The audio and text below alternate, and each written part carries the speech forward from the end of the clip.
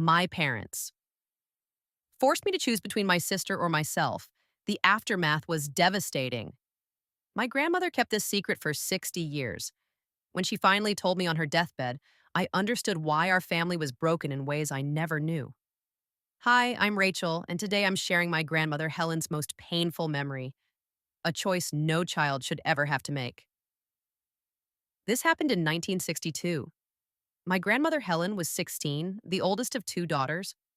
Her younger sister Marie was 14, and they were inseparable. Best friends, roommates, each other's protectors. But their parents, William and Dorothy, were struggling financially.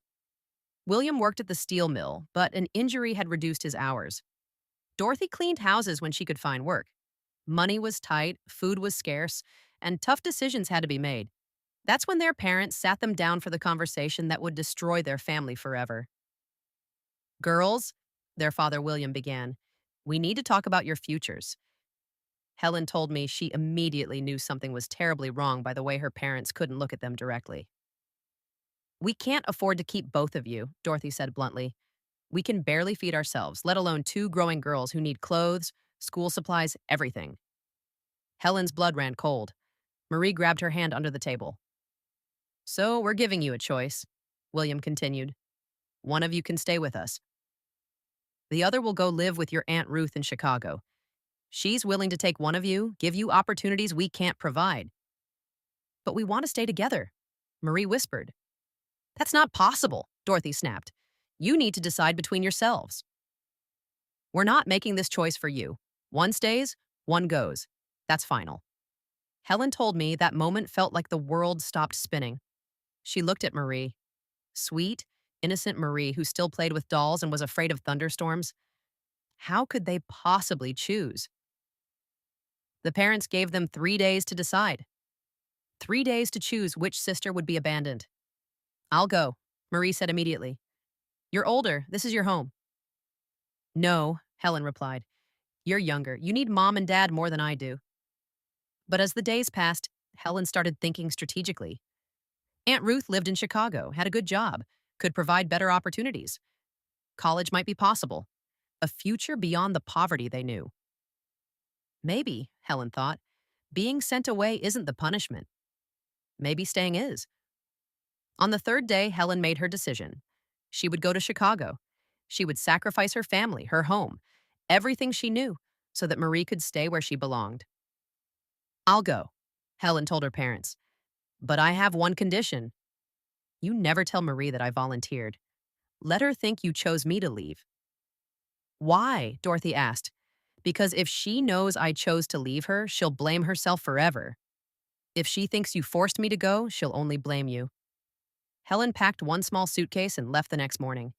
Marie cried and clung to her, begging their parents to change their minds. I'll write every day, Helen promised. This isn't goodbye forever. But it was. Within 6 months, the letters stopped coming. Aunt Ruth discouraged contact, saying it was better for everyone to move on. Helen's parents never called, never wrote, never visited. Helen thrived in Chicago. She graduated high school, went to college, became a nurse. But every achievement felt hollow because she couldn't share it with Marie. Meanwhile, Marie never recovered from losing her sister. She spent years believing their parents chose Helen to leave because they loved Marie more. The guilt ate away at her. She started acting out, skipping school, making terrible choices.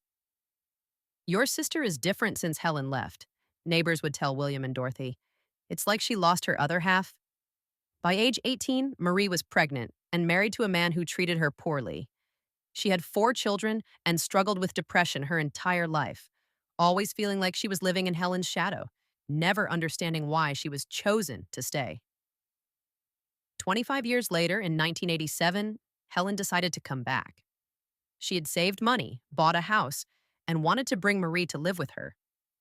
But when she arrived, she discovered Marie had died 2 years earlier. Overdose. Accidental, the family said, but Helen always wondered if Marie's pain had finally become too much to bear. I never got to tell her the truth, Helen told me through tears. She died thinking our parents loved her more, never knowing that I chose to leave so she could have the life I thought she deserved. At Marie's funeral, Helen learned the devastating truth. Their parents had enough money all along. William had been saving secretly for years. The choice was manufactured because Dorothy simply didn't want to deal with raising two teenage daughters. Helen never married, never had children. How could I trust anyone with my heart, she asked me, when the people who were supposed to love me most forced me to choose between myself and the person I loved most in the world? She spent 60 years carrying the weight of that decision, wondering if she'd made the right choice, wondering if Marie would still be alive if she'd stayed instead. The worst part, Helen whispered to me in her final days, is that I saved Marie from being abandoned, but I couldn't save her from the guilt of being chosen. Either way, we both lost everything. Helen made me promise to tell this story because she said it shows how one selfish decision by parents can destroy generations. Marie's children grew up without their mother. Helen lived alone for 6 decades, all because two adults decided their convenience mattered more than their children's bond. If you're a parent watching this, remember, your children's love for each other is sacred. Never, ever put them in a position where they have to choose between family loyalty and survival. This is Rachel sharing Helen's painful truth. Some family secrets should be told so the mistakes are never repeated.